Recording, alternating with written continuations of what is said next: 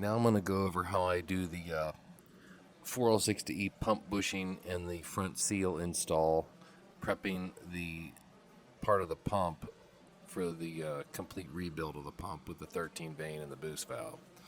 I always use a Teflon style bushing, be it a split bushing like this one or a Durabond solid bushing. I always add Loctite liberal mounts to it, get nice even coverage on the bushing. And then when I install the bushing, I like to use a bushing driver that's a larger diameter of the bushing itself to first get it down in the pump as far as it will go. And then I will switch over to the actual bushing driver. This helps true up the bushing and keep it more true up until this point, because if you use the regular driver from the beginning, you have a better chance of getting it crooked and offset. So you can see I'm switching up to the actual bushing driver. And I'm not hitting it very hard. You can see how high my hand is on the hammer. Just gently tapping it because I don't want to go past the ridge line on the front side of the pump to push the bushing past it.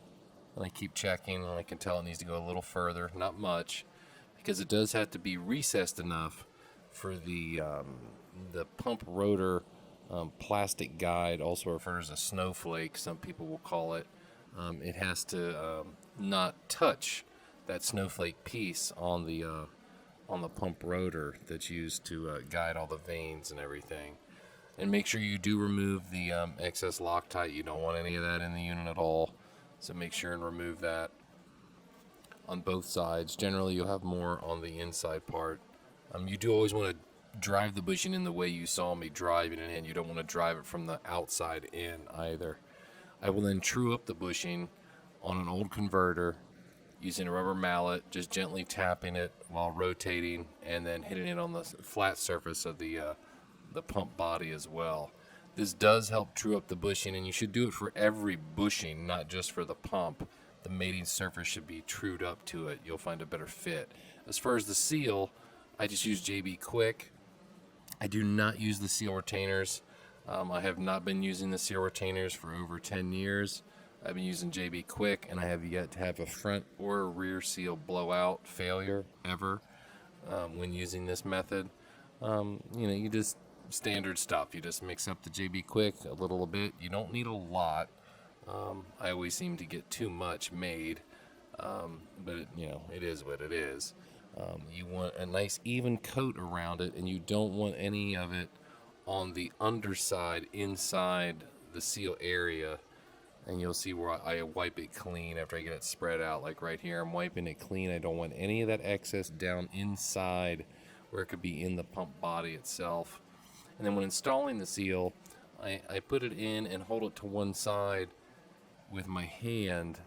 And when I use the hammer, it's hard to see. The camera didn't pick it up, but I'm actually hitting it and pushing away with the hammer at the same time. Helps bring the seal down into the pocket better and not cause a deformity. You can kind of see it if you look closely how I'm hitting the seal. I'm kind of hitting it while I'm moving away and towards the camera, which helps seal it quite a bit better. And then you want to make sure you remove any excess. You don't want any on the rubber part of the seal whatsoever. You could leave it on the outside, but it looks sloppy. You don't really want anything to look sloppy when you're building the unit. You want it nice and clean and everything uniform.